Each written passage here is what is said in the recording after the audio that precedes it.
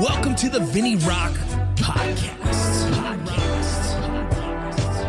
I took the blows and did it my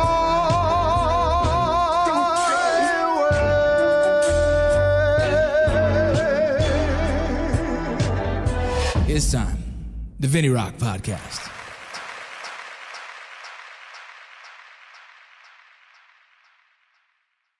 Hey, what's up, y'all? It's Vincent Vargas, obviously, with the VinnyRoc Podcast. We just want to say thank you for everyone who's been supporting us and watching us, who's subscribed to our YouTube channel where you can watch the full length of our podcast. Just want to take this time to talk about several of my sponsors. You guys already know one of my main ones is Core Medical Group. I've been with Core Medical Group for about 6 years. They're outstanding. They work with a lot of the military and veterans and special operations communities all around you, the people that you are near and dear to. Core Medical Group services them. Is one of the most important things men can do for their mental health is get their blood work checked yearly. So if you guys have any questions, hit me up about Core Medical Group. But another one of my sponsors is GMR Gold and Bullion Box. GMR Gold is a company that sells precious metals, gold and silver. Currently, right now, you guys already know the trends. There's gold is through the roof right now, and what the value is of it. I enjoy buying my subscription-based model with the Bullion Box, monthly subscriptions coming to my house, so me and the kids can enjoy, open it up, and have some good times with it. I've obviously hit some before in the past. I'm going to hit some more in the hide some more in the future, so you guys can go enjoy doing a little bit of a treasure hunt because I enjoy doing things like that for y'all. Another one of our sponsors is Modern Gun School. It is an online from your own home, learn how to be an armor.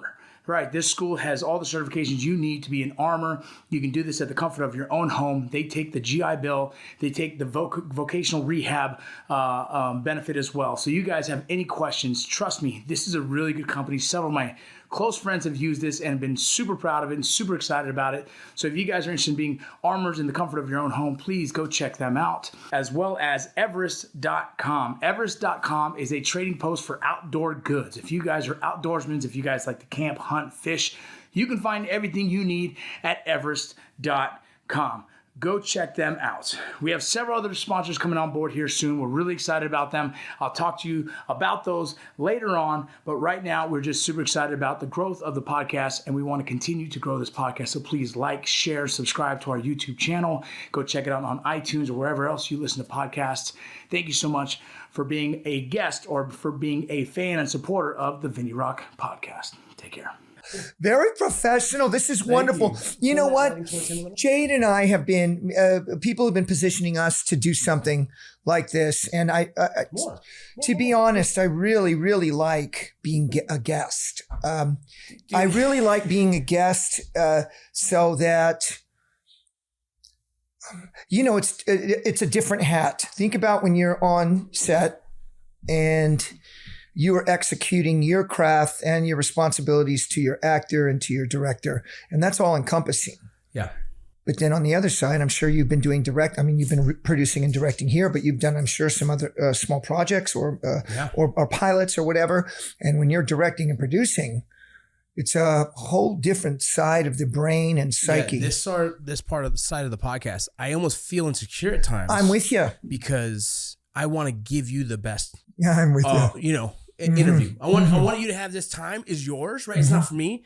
It's for you. And I'm like, man, ask the right questions or, sure. You know what I mean? And the other side is, guys like you, I'm going to drink this real quick. This is the Ruck Pack. Ruck Pack? Thank you. I'm going to give it a shot. The other side of it is, you've been on a lot of podcasts, right? Yeah. I've been on a lot of podcasts. Yes. You go on podcast after podcast, and sometimes it's the same questions all the time. And so it's kind of like, cool. That's you don't fine. want it to be stale. Right. The good news is that we have chemistry and we've known each other some time and we've worked on some things together and we have chemistry. So we have that as a bedrock. So we're going to be awesome. No, we're good. But you know what I mean? But yes, you're right. You're right. Especially when you have other renowned and famous guests. Traditionally, the questions are always the same. Yeah. And for you to be fresh, and for the energy to be there. That's the thing for me. I didn't want to get the same military guy everyone gets. Yeah. Yeah. But you're one of the biggest military names right now. I mean, you have been in my world. In our humble niche world. Right, in our niche world. You've been a big name. Thank you, brother. You've been the guy a lot of us were chasing. Thank you, brother. You know what I mean? Thank you, brother. watching you go from, I think when the HBO show. Yeah, Generation Kill, which started it out all. That was everything. It kind of opened it up for all of us. We're like, you mean there's media? There's a whole other avenue of expressing ourselves and doing work. Let me ask you about that. Like, when did you know that you were going to be in that? So the writer, Evan Wright,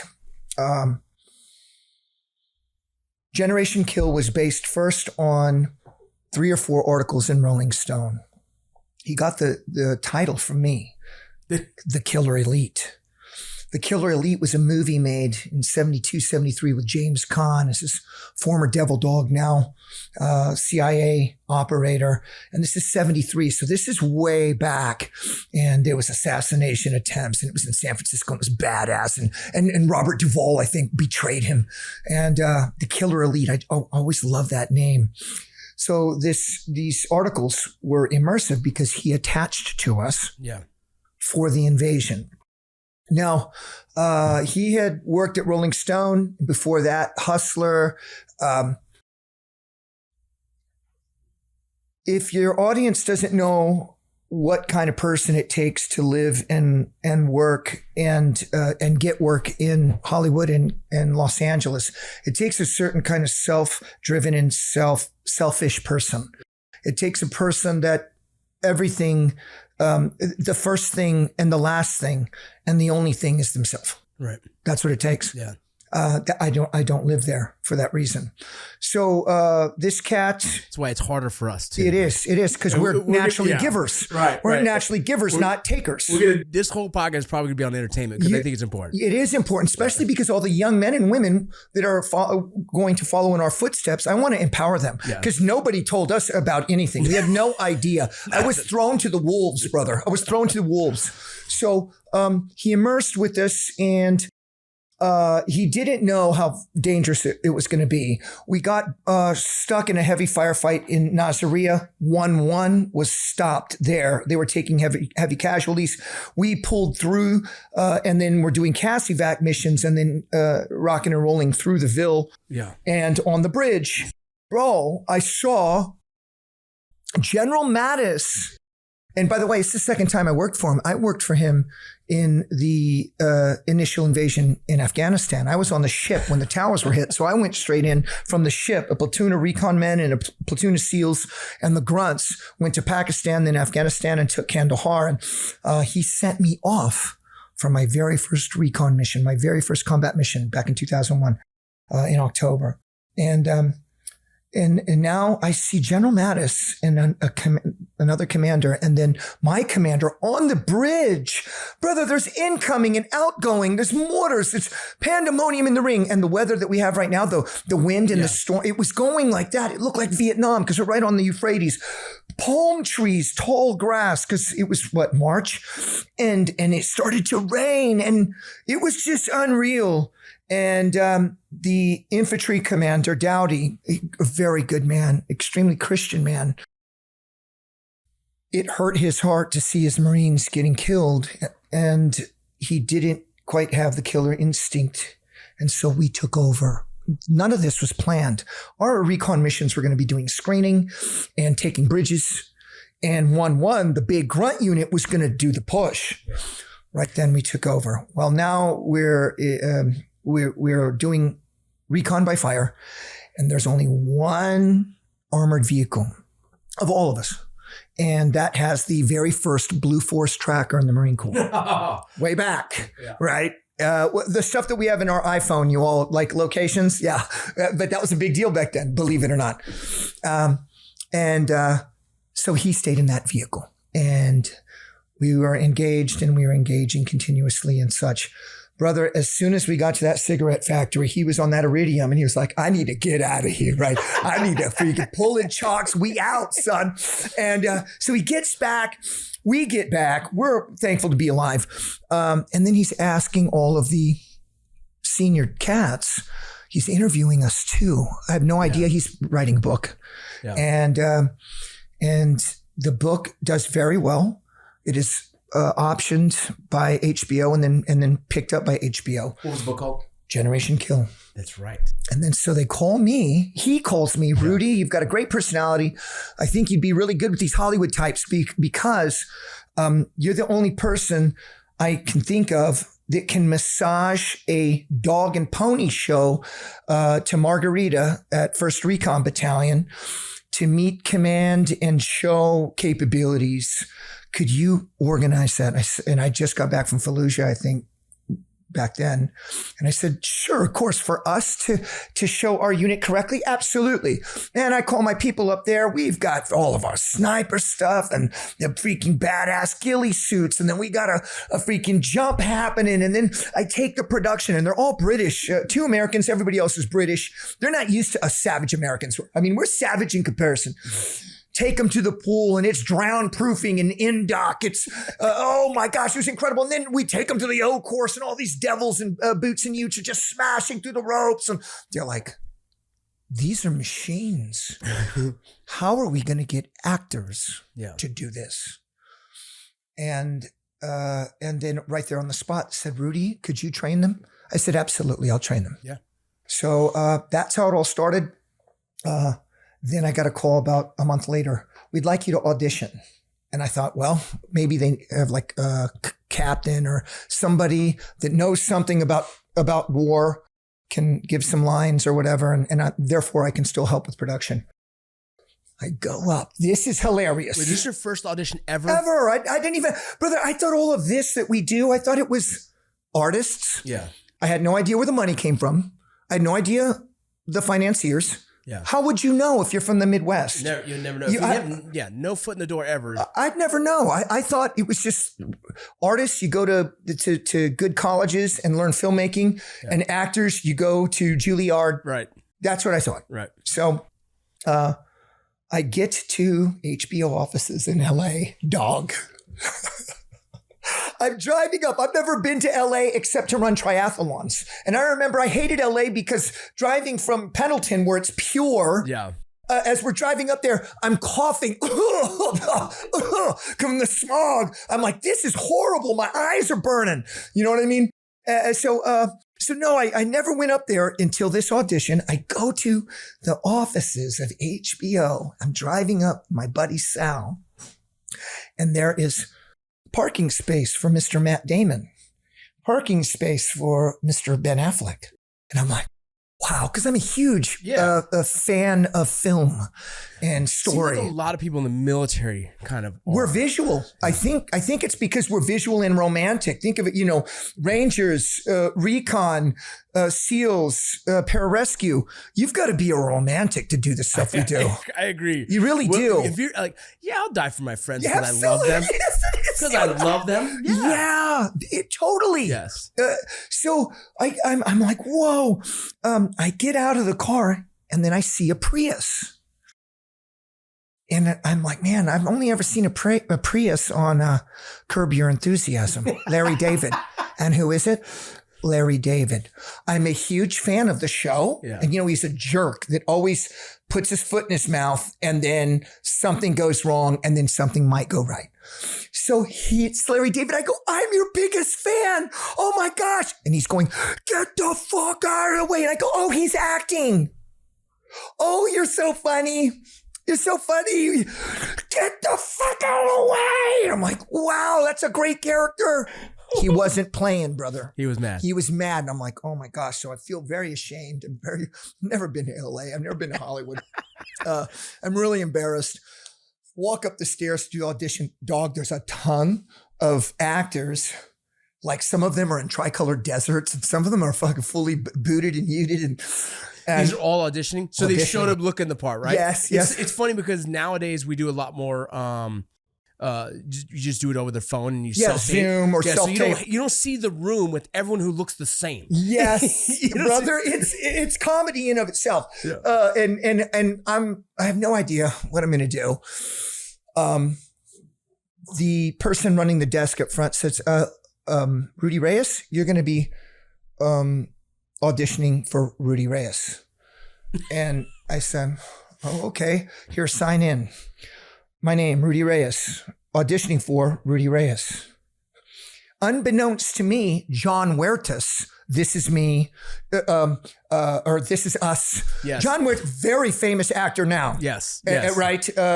Latino as well, Puerto Rican veteran as well. He was auditioning for my part as well. But I was in front of him, and I'm so in my own, like, wow, this is all brand new to me. He sees me sign in. I walk away, and then he sees Rudy Reyes auditioning for. What kind of method acting is this guy? What kind of sorcery is this? This motherfucker's a maniac. Wow. He's like, oh, he really thinks he's Rudy. Yeah. Man, this guy must be from New York. He must be out there at the actors' studios. This is some Meisner shit.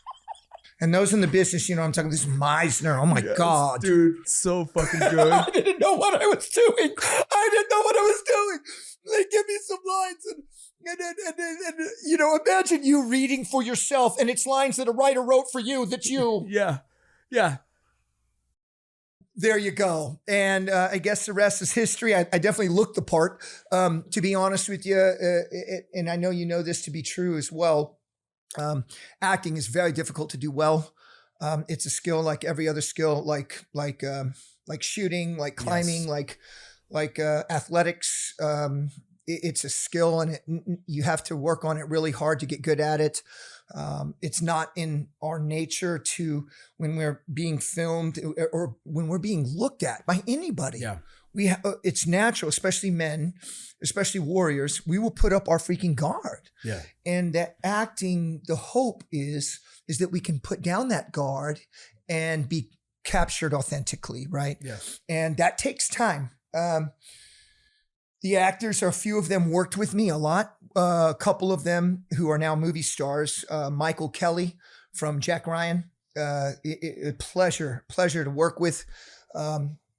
Also Stark Sands, who is a Broadway master, Shakespeare, singing, dancing, piano, guitar. But I was training and running boot camp and then running infantry skills and recon skills. After 6 weeks of training, a full mission profile for these actors on Humvees, 30-click movement in the cover of darkness. Oh my God, for actors? For the actors. And that's why it turned out so good. Yeah. One of the vehicles catches fire. Literally. And so now they got to enact the bump plan, which they briefed. Oh, dope. It was and then we had all our stunt safeties, who are all British Army and British Royal Marines. They were our OPFOR. And we had freaking blanks and blank fire weapons and casualties and everything. And that team, that platoon of men really bonded, and it comes across on the show. And that's how it all started for me. It was really amazing. It was therapeutic too, to work through my war. Therapeutic for sure, dude. Yeah, work through my war with these people and process things that I'd never had a chance to process. And that's kind of what started it all for me. How did the military give you the time, or did you just get out? I just got out. Oh, so it was perfect timing for you. It was perfect timing. Yeah, I just got out. And so in a sense, it was kind of like a transition program for me. The only thing is, I didn't have any tools afterwards, or I didn't understand our business. Yeah. You know, I had a lot of things on my plate. I always wanted to do fitness and empower people, and get healthier and happier. So back then they were still like Billy Blank's DVDs, right? DVDs. Yeah. And so I thought, I'm going to just make DVDs and I'm going to help people. And Beachbody desperately wanted me, the P90X people. Yeah. I had a manager that didn't know anything about the business, and they offered me $300,000 a year. Yeah. They own the content. I'll do events, and then but they make all the infomercials. They're taking care of all the back end cost. My manager said, no, it's your content. We want you to own it. So nobody worked with me. And then the financial crash happened 2010 or so. Damn. And now and I spent all the money I made for Generation Kill to produce these DVD. Yeah, but you had no machine behind you. I had no machine. You needed the machine. Sometimes it's a funny thing where you have to make a choice sometimes. Where like, do you jump with the machine, or do you do your own thing? Yeah. And the power of social media has given us marketing capability, which is really valuable. But sometimes that machine is just better. I agree. And you got to just kind of, I wouldn't say sell your soul, but you got to play the game. Yes, you've got to.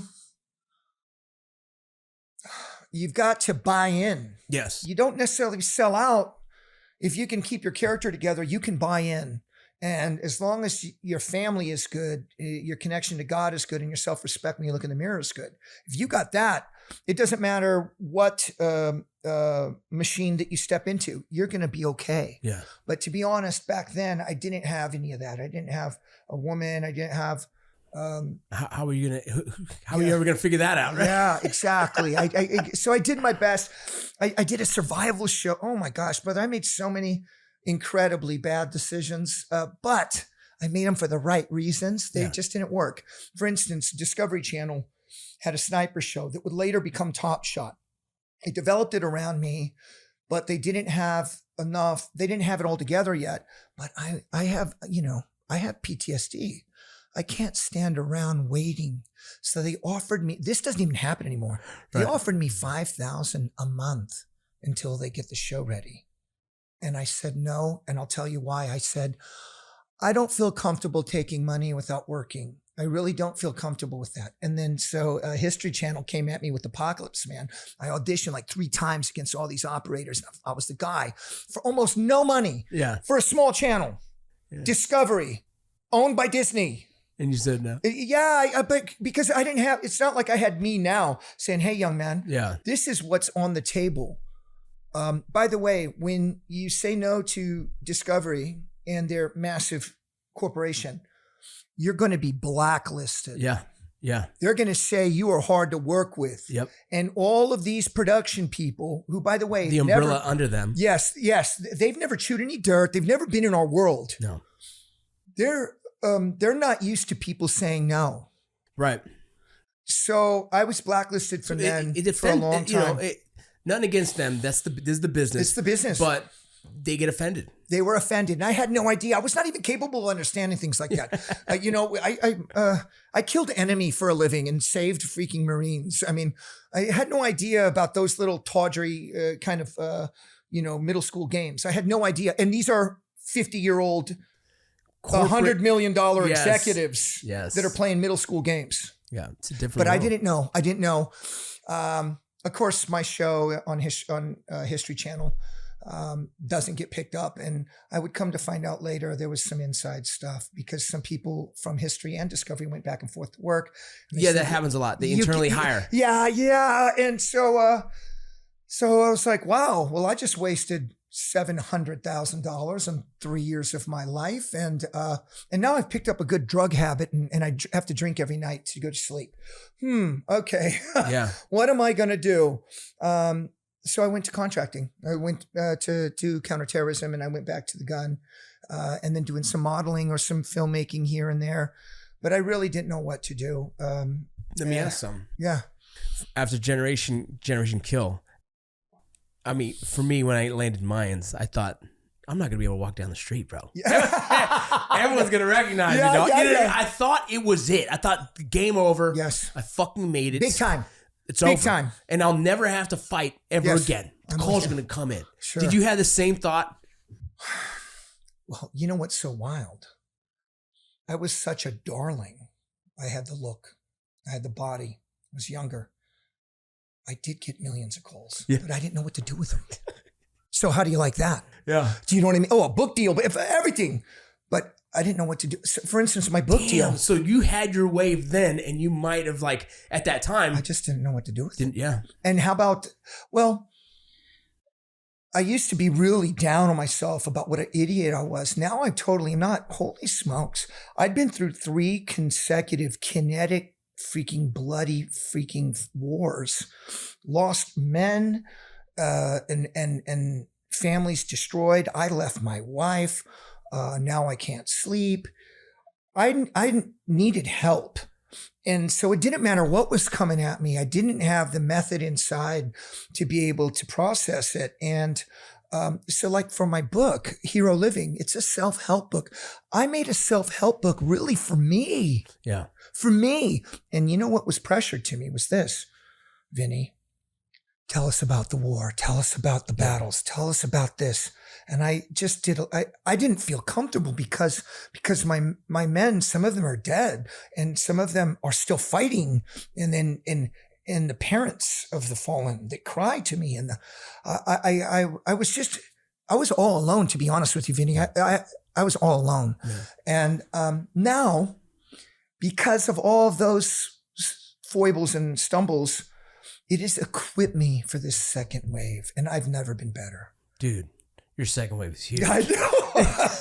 It's funny because I've talked to several, some of the bigger actors on my end, just kind of asking about their careers. And I had one guy who had the same thing. He had a big wave and he denied it. He was nervous. He was nervous about the machine. Like, I see. And I understand that. And so then now I think the wave is coming from again, and he's got it down. He's got it figured out. And it's great to watch, man, because in the entertainment industry, you're hot and then you're not. And it's just, it can be like tomorrow you're not. Right, exactly. It's just really weird wave. And then sometimes you're just the dude they always call for those roles. Which is great. Right. And I don't mind being any of those motherfuckers. I agree. I would love it. It's all good. I agree. But I agree. I'm blessed to have a foundation and a team that I look for the smart things that's going to keep my family grounded, right? Going to keep me grounded. Totally.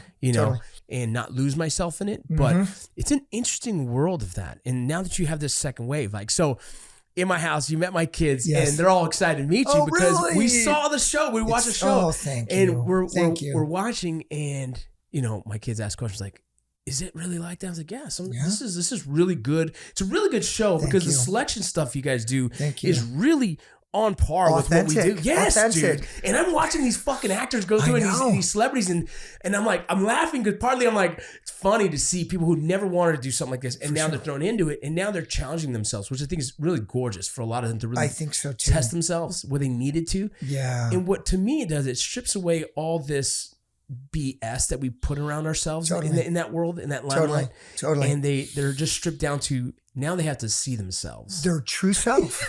Their true self. I think it's fantastic. And some of my hard dogs in the community, they're like, how good does it feel to beat these freaking actors and civilians down on these athletes? How good to show them how weak they are. And I'm like, that's not what it's about for me. I actually applaud anyone that has the guts without the benefit of indoctrination. We were indoctrinated. Yes. So our shift was different. We didn't go through what we went through as civilians. Yeah. They did. They are doing that. And it's transformational. And what about all the people that identify with these men and women who have come from struggle or have struggled with eating or drugs or the passing of a loved one or the fact that, as we age, our career changes. Sometimes our career goes away. Yeah. Are we even valid? Are we even current? That's what these people are going through. And I applaud them. I really love the show. It's incredible. My teammates, Billy Billingham, Command Sergeant Major, SAS. Yeah, he's great. Been there, done that, has the t-shirt, one-liner for everything. Yeah. One-liner for everything. Yeah. He's been there, brother. And then Foxy, the Rudy Reyes, great, one size up. Yeah. The one size up. Fox is great. He is he's the most reluctant sex symbol in the UK. Brother, so I was just in London for his wedding with my missus and Foxy took us on a tour and to London Tower. We have to run everywhere because, like what you were saying about you. Yeah. Everyone, that's Jason Fox. The whole London. Yeah. Jason Fox. Anyway, amazing. So I got those two brothers that built the show with SAS. And so originally I started the show with SAS. Yeah. So I do SAS and Special Forces every year. Great. And then first we had Remy Adelecki. Yep. Legend SEAL brother, author, writer. Actor, immigrant. His story is incredible. Yes, from the streets, Navy SEAL, everything. That's right. And then Jovan Quarles, my new SEAL brother, first dark green honor grad of Buds. Really? And he went through after 10 years as a underwater a SEAL delivery vehicle tech. He was a tech. Yeah. And then after 10 years, tried out. It's pretty special. It's a special lineup. So we do a recce. Next season, we'll be doing our recce in a couple of months. And it's always in tough places. I've done Vietnam. I've done Jordan. I've done New Zealand. I can't tell you what the next one is, but it's going to be tough.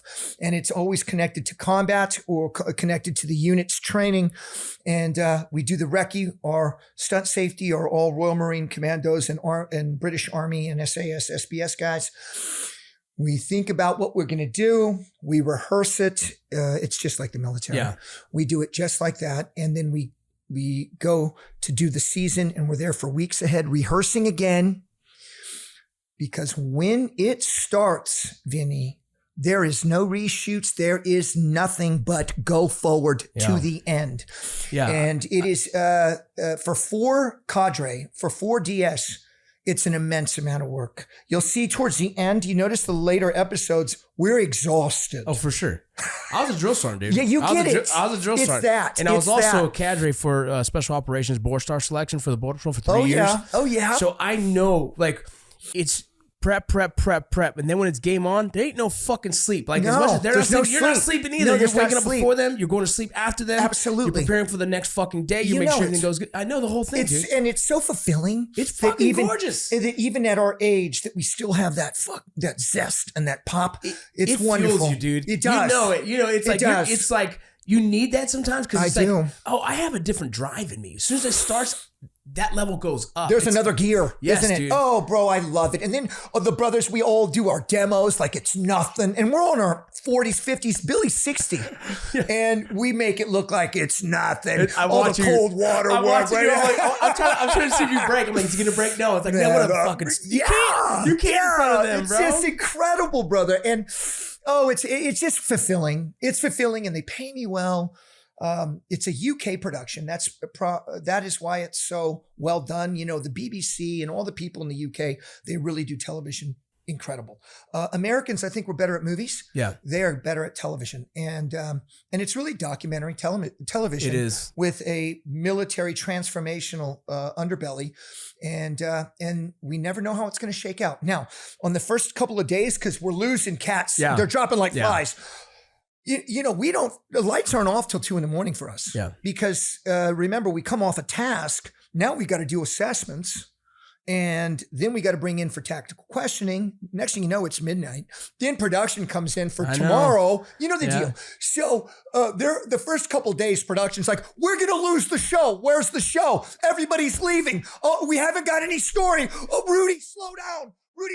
And Billy's like, mate. Trust the process, mate.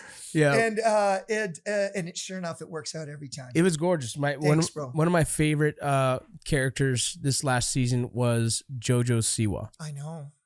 Powerhouse. Dude, that woman could have been military. That's what I think. And she could have been very good at it. I don't know what it is about her character, but watching her, I really like this woman. And I've known her my daughters were fans of the bows and her whole thing. So we've seen her go through all of her stuff. And then watching her on the show, I watch everyone and her character. I was like, man, I really like this person. She's a cool character, and I think she would have done really well in the military. Absolutely. Her walking away was, everyone has this point where they decide whether it was enough for them or they got what they wanted out of it. Fine, too easy. But it was really cool to watch her. And then one of the things you did, I did it as a drill sergeant.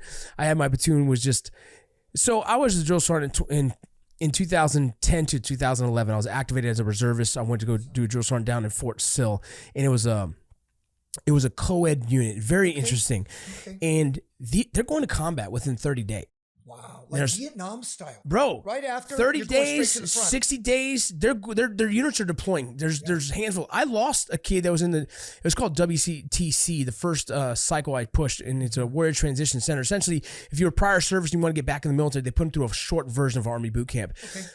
There was a kid from there who graduated. I didn't know them. I showed up halfway through the cycle, and within a month, he was dead. Yeah, brother. Because you're going straight to a unit, and even if you're not combat arms, if you're in a vehicle and it gets hit with an IED, boom. Doesn't matter. How many times, brother, I was in a hard base when rockets came in and smashed and killed people? Bro, that's exactly. And so me as a drill sergeant, when we had that incident happen, it was like, motherfucker, you better give them everything. Right? Because as a leader, we're like, oh, fuck. Those are my kids. These are my soldiers.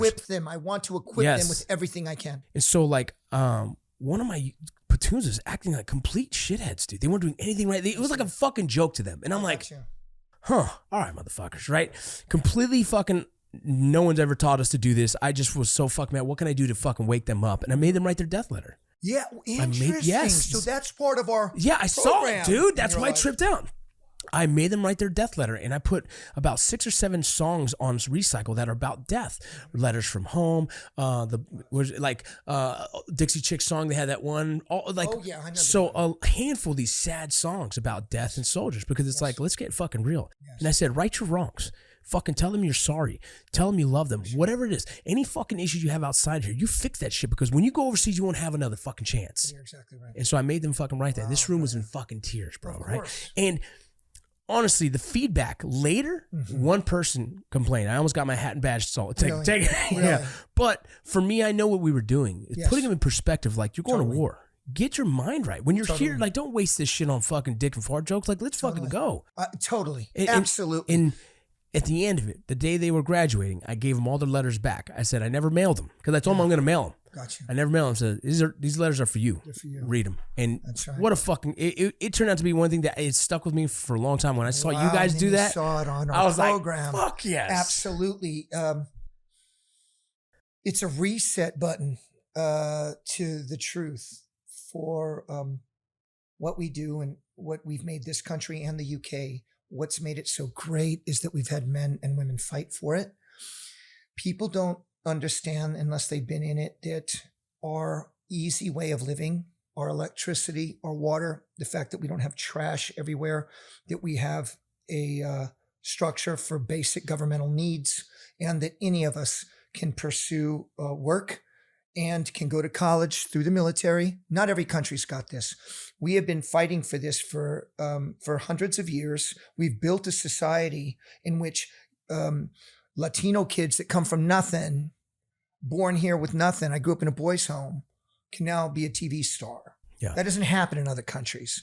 And how that is enforced is that by our bad motherfuckers on the line, scare evil people so that we can have shipping for our goods, so that we can have security for our allies. Because if we didn't have this, it would be China and Russia and Iran running everything. So how do you know that it's us and our men and women like us that hold the line? And if something goes down, we go in and fight, no questions asked. Absolutely. And it's very special to see these civilians, actors, models, athletes, lights come on like, oh my gosh, I'm living in blessings because those that went before me, just like we feel about our men that went before us. Right. It's awesome to me. It's important, because I think what happens, in kind of pivoting for a second, is what happens in America sometimes is people lose that. Oh, I've noticed. And when you lose that, and not getting political, not going, anything, but you start to lose almost the romantic side of being American. I agree. That same idea that we said earlier is it's romantic being here. That Absolutely. You can grow up in a boys' home. Yeah. That my mother could pick fruit. Yes, that's right. You know what I mean? That's right. And then look at us now. Yeah, and I was on one of the biggest Latino shows that Hollywood's ever produced. Yeah. You know what I'm saying? With you. It's so romantic. And on the other side of it, you have the victimizing mindsets that have kind of been trying to take charge. Yeah. And for I try and explain to you, like, I would never raise my kid to think that they're a victim. Yes. Especially in America. I agree. You know it, brother. When we've been fighting overseas, and oh my gosh, when you see the little kids out there that are orphans, there is no orphanage. Matter of fact, the older ones will savagely beat and rob the younger ones. In Afghanistan, if people don't know, a way around the extremist Muslim religion there, a way around it, because with their extremism, men can only have sex with their wives. So for procreation. Yes. So they have sexual tourism. The warlords do with little boys dressed as girls. Damn. And once they get to 14 or 15 and they start developing puberty, they're cast out, ruined. And that's what they do in Afghanistan. And we have such a bedrock of humanity and rule of law here. People must embrace that and be thankful for it, because you and I did our hard time and our good time together over there. But even we inherited this beautiful country. We were born here and inherited this. And I think it's really special in this very divided time and this very victimized, especially the young people are in this strange victim mindset. And also our bureaucrats and financiers and media people up top, they're making money on it. So it's this really ugly codependency. Special Forces, our show, is a reflection back to the red, white, and blue that we love. Yeah. Where, like, for instance, all this strange racism that's coming up now, this is just unreal. You and I, when we freaking form up the platoon, we got Filipinos. And by the way, in the Marine Corps, we don't call black Marines. They're dark green because everybody wears cami paint. You know, there's no color. Everybody's in cami paint. So we've got the Philippines, we got our black community, we got Latino, we got white boys, tough, strong, rangy white boys. We got people from all over. We got immigrants from all over that are doing their time for our country so they can get citizenship. It's beautiful. Okay, so my first team leader, his name's AJ Hall. He just retired from MARSOC a few years ago. He looks like a supermodel. He looked like the lead singer of Fine Young Cannibals. He's Korean and black. He's got light skin, Asian eyes, tall football player, played for Arkansas, drill instructor, ranger, scout sniper, and then came to Recon. Listens to country music, drove a truck, and this dude was as country as it comes, but black and Asian on the outside, I guess, but Marine Corps all the way through. Yeah. And then I got my country ass second team leader, Larry Sean Patrick, also just retired from MARSOC. He also and he's from North Carolina, but he listens to Eminem and Too Short.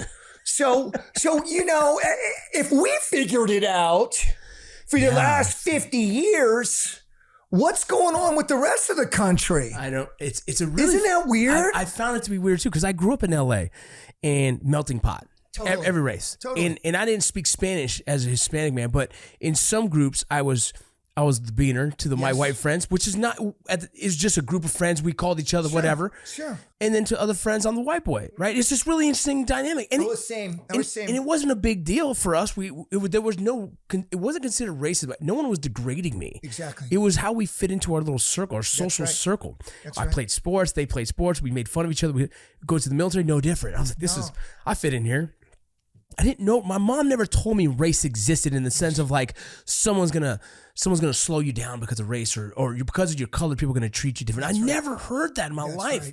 And so when I started to hear it more, I was like, oh, that's fascinating. I never that's fucking crazy because in my world, in the military, I never heard of race. It wasn't a fucking thing. We made fun of each other and part of our camaraderie. That's right. But it never was a fucking issue. Not fucking once. Until now, like in the past 10 years, it's become a bigger issue. I was like, well, how do we fix it? Do we make everyone serve so they see it our way? Like, I don't know how people get to see it our way. How do we bring them back down to the reality of like, here's struggle, here's survival, here's real humanity in the saddest shit in other countries. Yeah.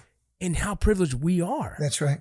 That's right. And that we had an opportunity to go into a culture based first on our freaking European brothers, our British brothers. Remember, we're their original rebels and they're our tightest allies, as well as Australia, and their rule of law and their concepts and structures of military. We created our army and then Marine Corps. We were just a bunch of savages in a bar and we built it up. And there we learned to be stripped away to our base and then learn to trust each other with our lives. With that kind of love, that kind of romance, that kind of passion, there's nothing we can't do. We are living proof to that. You and I are living proof to that. There's nothing we cannot do. And God bless America for that. I am so patriotic. I'm more patriotic now than ever. I'm careful about how to express it so it can be very inclusive to people that are on the fringes because they need it the most. We don't need it because we got it. Right.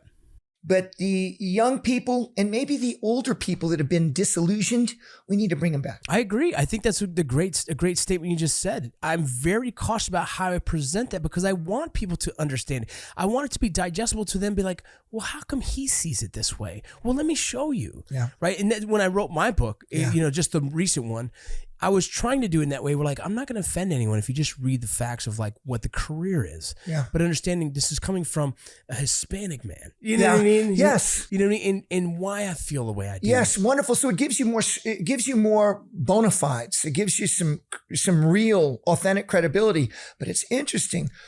We started when we were younger as young men, athletes, Mexican-American, Latino, Chicano.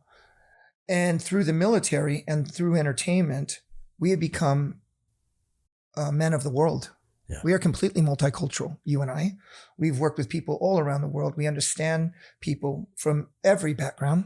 We've been down in the freaking gutters, and I'm sure you've been in meetings and hanging out in mansions with Leonardo DiCaprio. I've been around some wild stuff too. It's very interesting, and it's because we had that bedrock of military that taught us to engage and work with people and accomplish missions. Yeah. People trust us, Vinny. People trust us. That is how we're going up. Yeah, it's a lot of veterans, I think, struggle getting into the entertainment base and kind of pivoting into that right now. Sure. And I think it's because sometimes the veteran personality can be a little abrasive. Oh, of course, prickly. Right. They just like, I don't need to change for no one. It's like, well, we're not asking you to change. Yeah. Adapt. Yeah. I'm asking you to be able to, I always tell people, play the game. Yes. Like learn how to be malleable in these moments and find your space. Yes. When I started Mayans, I was a nobody. I had 3 lines an episode, maybe, and I was also a tech advisor. I weaseled my way into tech advisor. Awesome. Hey, I got skills. Sure. You need them. Let me help. How can I bring value to this operation? Totally. Once you become valuable, it's hard for them to kill you off. Yeah. You know what I mean? Like, we're not paying him much, and he helps us a lot. Later on, goes to season regular, and then eventually to a writer of the show. Oh, it's so awesome. I had no idea. I didn't know that was the progression. Oh, that's the progression. Incredible, man. Yeah. Similar to mine and Generation Kill. Yeah. Advisor, coach, trainer, military advisor, now some acting, and now I have a production company. But that's awesome, brother. But that's exactly, but it only happens if you have that personality to be able to find your way into a group, relatable conversations, relatable topics, not be abrasive, Sure. and be able to also show your skill set. Got to. Be good. Yeah, be excellent. I give advice to the brothers and sisters that want to get into our business now. I say, do what it takes to be so great at your work and add value to everything that you do that soon you're the only name that comes up when they think of that guy. I love that. You know what? I love. Do you know what I mean? Yes, dude.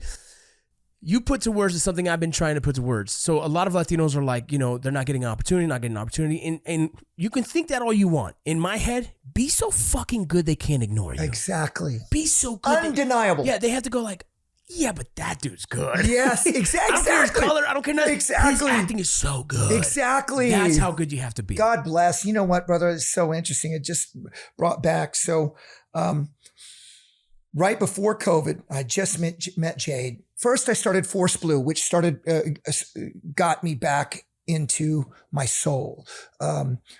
Force Blue, we rebuild coral reefs and do ocean conservation with other commandos, so cool. Right?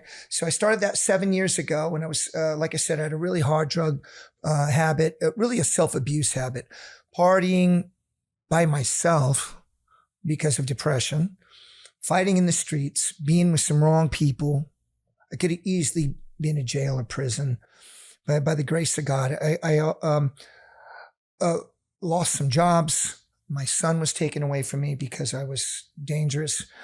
I was at my all-time bottom low, and by the grace of God, and I was suicidal. And God talked to me and said in words that I can't explain, "Son, there's more for you." And I just lost my son in court. I've been fighting for a long time. I spent all my money. It was gone. There was a restraining order on me. And so I lost a couple of jobs because people couldn't trust that I was going to be safe. Yeah. And I had my pistol, and I was very close. I was because I have no father, and because I grew up really tough for an American kid. I saw myself perpetuating these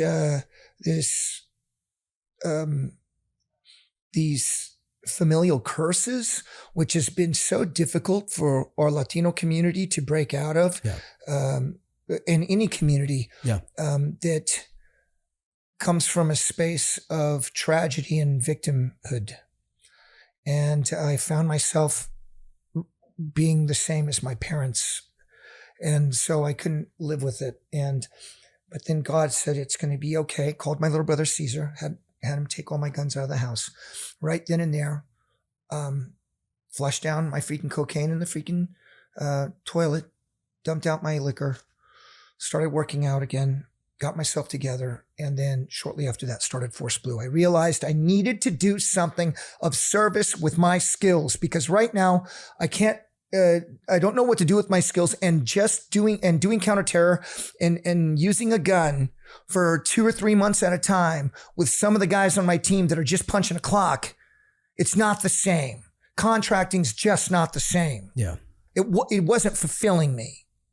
I was teaching karate at the orphanages in Kenya on my off time. That was more fulfilling to me than the gun.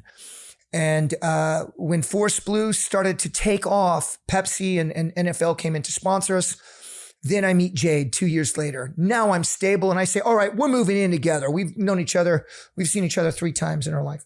All right, you're moving in with me. I'm getting us a place in LA. Then my career starts coming back. I got this rad show called Haunted Battlefields that we helped, that myself and a brother named Chase Millsap, Marine Corps, Chase really well. Marine Corps infantry officer and freaking Green Beret. My brother, he's in my team. We have a production company now. Haunted Battlefields. I'm freaking connecting to ghosts by going into the spirit realm. The first episode I did, the freaking rain in the high deserts coming in. I've starved myself for 3 days to purify myself, doing high-end freaking Shaolin Kung Fu, bury myself alive with a freaking long tube to breathe, to transcend and transfer over to try to find out who this freaking soldier ghost is. And by the way, it really happened, the thing, but I was scared to death, and I had to claw out of there. And I'm freezing now, and only in my silkies. I have my firecraft ready, bivouac, and then I draw and paint. Is this all real? Yeah, this is all real. I did this. What the fuck? Yeah, so rad. Haunted Battlefields. We're going to series. COVID. Oh, yeah. Everything's gone. Yeah. Jade and I are broke. And then I had my very first knee surgery. Like, I injured myself 2 decades ago in Fallujah. Finally, because I was working out so hard my whole life, it finally went. And it's small. It's a meniscus. But when you use your body, there's nothing that's small. Yeah. Gunnar Peterson, the trainer of the Stars, the Stallone's coach. And by the way, I know Stallone through him. These people, they called their knee surgeon master, Dr. Alatrash. By the way, it's a $200,000 surgery. I can't afford it. I'm broke. He does it for free for my service. Damn. But I have a year rehab, and there's no work. COVID's going on. I get a show to be like a mail call like Lee Ermey show. No brainer. Military equipment, military weapons. Yeah. Nomenclature, test fire. And then I think I got a call for that too. Okay. And so Jade says to me, and Chase, and my third partner, John Yowie, who's Anglico officer and Notre Dame football player. I say, Rudy, this just isn't good enough for you. Yeah. I'm like, I'm broke. And Jade says, I don't care. We can just tighten our belt. But there's got to be something better. This is not good enough for you. I swear to you, a week later, SAS calls. And that was almost 4 years ago. And then I started shooting for SAS. The next year, Fox picks it up. Damn. I know. But now I'm ready for that wave. Yeah, your wave's right there. Yes. You're in a better place Yes. with it. I'm secure. I'm stable. My health is good. My happiness is good. My woman is good. My son's back in my life. Everything is incredible. And now I am also, because I've got faith in my life. Absolutely. I have God and Jesus in my life. And I wonder why it was so hard for me to accept or to receive the grace and the absolution. It's because in warfare and in our world, the cruelty that we must use, and then the abject evil that we're fighting, it was hard for me. Man. Yeah, exactly. It was hard for me to say, God, how can you let this happen? Or why, or God, why won't my unit let me stay here for these people? They've given everything to us to fight, to have a chance at having a country that has rule of law. And I know that they're going to die after I leave. God, why? It took a long time for me to understand and feel that. But it's hit me hard in the last few years. And now I read scripture in the morning and I meditate and then I pray on it. And I've changed my life. Remember when way back when we first knew each other, I was still a little bit of a loose cannon, right? Oh, fucking wild man. A lot of that's gone. I now channel that into my work. It's good. You know what I mean? And that's a healthy place to do it. Because they can use it. Because by day 7, Foxy, Billy, everybody's like, man, fuck this job. I want to sleep. Rudy, you take them on the run. I'm fucking over it. You know what I mean? Yeah. I'm like, one of his last episodes, brother. Remember, Billy, the curmudgeon goes, I'm fresh faced, ready to rock and roll. It's like day 6, 7. And I'm like, Billy, you need anything, brother? And he goes, I could use a big bag of enthusiasm. So it's wonderful. It's wonderful, brother. Really blessed to teach our people. And I've got some people. I got a Ranger brother, a Recon brother. I got a Green Beret brother, and some SEALs that are all moving into entertainment too. I give them honest advice and experience to equip them because we had nothing. Yeah, nothing, dude. We had nothing. Matter of fact, people probably were hoping we'd fail. Yeah, I think people still hope that. Yeah. You know how weird the world is, right? Yeah. No, dude, any of those guys connecting with me. Absolutely. They're wonderful, brother. I have agents, I have managers that know how much I try and connect veterans if they whatever they need. There's an acting coach out of LA that takes all my guys. Sometimes our nonprofit will cover that for 6 months and help them get coaching. I've got a guy, a Ranger brother out there. His name's Pierce, and beautiful Italian American. Just got out 2 years ago. A lot of experience, super squared away, and he wants to get into this. Let's do it, dude. Yeah, brother. We live too close to each other. I know it's awesome. Yeah, I'm 10 minutes away. I know, dude. We have to do some more stuff together. Anytime, it will be manifesting. Yeah. It's wonderful. It's wonderful. Do you have a church here you go to yet? Not yet. Look, I have one that's really good. Okay. Text me information. Next Sunday, we'll try and go together if you want. Okay. Yeah, we're here. I'm here. Oh, so SHOT shows after that. Are you going to SHOT? I'm still waiting to see. I might go. I'm waiting. I try to stay away from it because there's no reason for me to be there. You don't have to go. It's one of those things like if I'm invited for a particular business purpose, yes, but outside of that, I don't party. I'm sober. You know what I mean? It makes sense. I hear you. It's not. We're not what we were 12 years ago. We used to go. You remember what you used to? Right. We'd count up for that day and go for the week and come back broken for 6 months. Yes, absolutely, absolutely. Well, now Jade's such a big shot out there. Yes, she is. I go to support her and just to do PR for the show. Yeah. And we have so many fans. If we went and you went with us, or if you go, you have so many people and fans, people that you don't even know. You'll be walking through the floor, and people will be coming up to you, telling you, "Thank you for everything, and we love what you're doing." And that's kind of why I go, and I just it feels good. It feels good. Yeah, it's for them, and I'm thankful to have an audience. We couldn't do it to be relevant. Right. That we're even relevant in our middle age. It's wonderful. You know what I'm saying? Absolutely. Yeah. So we'll be there. And I'm doing the Recon Sniper Foundation at Camp Leatherneck on Wednesday. Thursday is Rick Elder's Beyond and Hux Works. I've got some SEAL brothers, Born Primitive. They do clothing, athletic stuff. They've been outfitting me for the show in my blacks. Oh, great. They'll be out there. They're Damn Net guys and a Ranger Green Beret CAG guy too. Older dude named Bruno. Super awesome. Got a freaking face and body for TV. He's like 60, hard, freaking awesome. Think Josh Brolin with tattoos and has really been there and done that. That's this guy named Bruno. So we're all going to be getting together. But I hear you. It's different. So we get an Airbnb. We don't stay on the strip. Yeah. We work out every day. I've got a security guy, one of my Marine Corps Scout Sniper brothers. He goes with me and Jay just to watch out for us and to get us where we need to go. And we work out every morning. We walk the floor. Maybe me and my wife will come out for a couple of days. I'd love to see you, brother. We walk the floor as a job, like that's the job. So we're sharp, we're there. And then afterwards, we'll go to a dinner or go to a party. We're home by midnight. Cool. Yeah. We'll probably figure that out. Okay, we'll figure it out. Well, dude, I hope that this was a little different than your normal conversations. This has been great, hasn't it? Talking entertainment's different, but your path to entertainment, it's been fun to watch. I know we've been disconnected for a few years because when things get busy, but I'm always watching. Thanks, and it's been really cool to see, and I was really excited to hear that you moved close. Yeah. And we have to get the girls together. Absolutely. And my kids love the show. I can't wait for every season. You guys need another guy. I'll start jogging it up, bro. Brother. And you know what's so interesting? Remember you were talking about race and such earlier.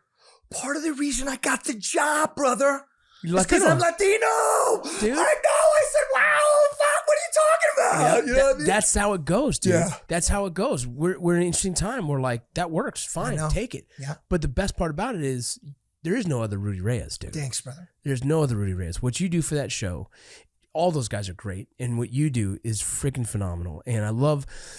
There has to be heart when you do that. Yeah. Those old timers that are telling you, like, doesn't it feel good? Like, it's not about that. It's not about that because, like, you don't have an ego where you need to be fluffed. No, it's about giving them the best version of what they came to see. That's right. Pushing them. That transformation for these people. You see the freaking tears in their freaking eyes. It's beautiful, dude. I know that lovely little first black Olympian, winter Olympian to win a medal. Yes. Gold medalist skater. Knowing her background. I know. Her mother died at a young age, correct? Yeah. Father, career Army man, career soldier, and rollerbladed, just started skating 7 years ago, already won a gold medal. Incredible. As a speed skater. Yeah. Aaron Jackson. Yes. What a wonderful little human being. Great. And what about the supermodel? I call him the younger, taller, more handsome Matthew McConaughey. Sharp looking dude. Super stud footballer his whole life. Knee injury, sidelined it. He's never been taken seriously. That's what I love. Tyler, he is somebody serious. I said, I fucking pulled him aside afterwards. I said, nobody can ever take this away from you. No, dude. Your father breaks you down because you didn't go all the way to the NFL or this. Listen, nobody can take this from you. That was one of his insecurities, that he never got to finish something. Yeah. Then he fucking gets to finish it. And you're like, yes, motherfucker. You cheer them on, bro. I want to see people find success. I want to see them heal these wounds, man. And that show is more than like, that's what I take. And I think it's so gorgeous. And most people probably see it's entertaining. I see it's so gorgeous to watch people find themselves. It is. Like we did. Yeah. Exactly. I'm with you, brother. Well, it's fantastic. Thank you, Vinny. Dude, thanks for being. Anything you want to plug, it's yours, dude. Anything, sure. Please. You can speak right to the camera. Force Blue, forceblueteam.org. Betterment, buoyancy, and belonging. We are special operations combat divers from all around the world. We utilize our skills with scientists and with sponsors like Pepsi and the NFL to do ocean conservation.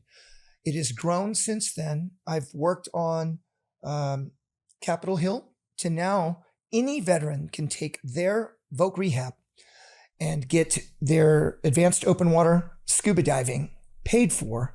You come to us and do on-the-job training, and you can become a Force Blue diver. ForceBlueTeam.org. That's us. And of course, the show, Special Forces, World's Toughest Test. We're going to season 3, baby. Instagram, Real Rudy Reyes. And you'll see all the things that I'm into. And support your veteran community. Support your community. Thank you, and God bless. Absolutely, dude. Thank you so much, brother. You're welcome, brother.